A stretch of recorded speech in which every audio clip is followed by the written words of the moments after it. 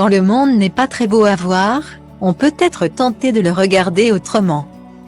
Gourous, médecines alternatives plus ou moins douteuses, nouveaux mouvements religieux. Éveillés amateurs de théories du complot. Ces dernières années, une fièvre mystique ne cesse de gagner du terrain. Et pas seulement sur les réseaux sociaux. Magali Madison, qui interprétait Annette dans la série Premier baiser, s'est depuis longtemps ouverte à d'autres modes de pensée. La comédienne, qui s'est fait tatouer des runes dans le dos, se définit comme une chamane qui serait en lien avec la nature et l'au-delà. Comme elle l'a révélé ce 26 août dans un documentaire de TFX, elle est devenue praticienne en ressources sensorielles pour réharmoniser les énergies de ses clients. Sur son site, elle assure être également sylvothérapeute, une thérapie loin de faire consensus scientifiquement. Magali Madison s'est aussi un temps formée au Reiki, une pratique considérée comme une pseudo-médecine et surveillée par la Miviludes, qui suspecte des dérives sectaires dans ce petit milieu. Cet attrait pour le mystique n'est pas nouveau chez l'actrice de Premier baiser. Comme elle l'avait raconté en septembre 2019 dans le podcast de Marie Guibouin, une personne qui suit la même mouvance dite alternative, Magali Madison aurait un pouvoir en elle. Depuis que je suis petite, je vois des gens qui sont morts, qui viennent me parler, qui me donnent des messages pour d'autres à l'école. Elle aurait notamment eu des informations sur l'emploi du temps de ses professeurs. Je savais quel prof serait là ou serait absent, donc je ne faisais que les devoirs qui étaient nécessaires, a-t-elle raconté.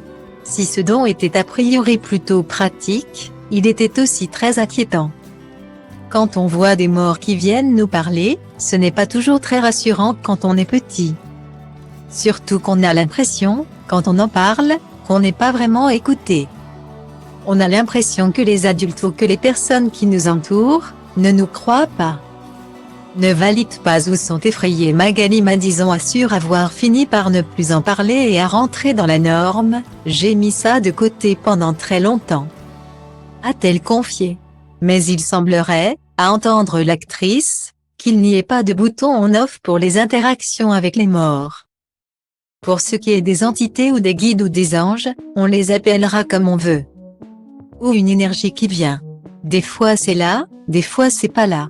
Souvent, quand ça vient, c'est qu'il y a une bonne raison. Ça peut être un message pour la journée. Ça peut être pour me prévenir aussi de choses. Des fois c'est pas toujours très gai. Comme lorsqu'elle aurait été informée, un matin, qu'un proche de son compagnon allait mourir le jour même. Quand tu entends ça au réveil, t'es pas forcément très bien, a-t-elle raconté. Puis quelques heures après, mon compagnon a eu un coup de téléphone. Il y a quelqu'un dans son entourage qui venait de décéder. J'avais l'info. Les voix des esprits sont parfois impénétrables pour Magali Madison, qui ne comprend pas toujours les motivations de ceux qui lui transmettent ces messages. C'était peut-être pour nous prévenir, pour le prendre moins sous le coup de la surprise. Pour être préparé, imagine-t-elle. Je suis toujours surprise quand les messages sont aussi clairs et aussi forts. Précis. C'est toujours assez étonnant. C'est ça qui est magique en même temps. Si l'actrice semble à l'aise avec la notion de magie, la dure réalité est parfois plus difficile à appréhender. Dans sa dernière vidéo sur Instagram, Magali Madison qualifie la pandémie de soi-disant crise sanitaire.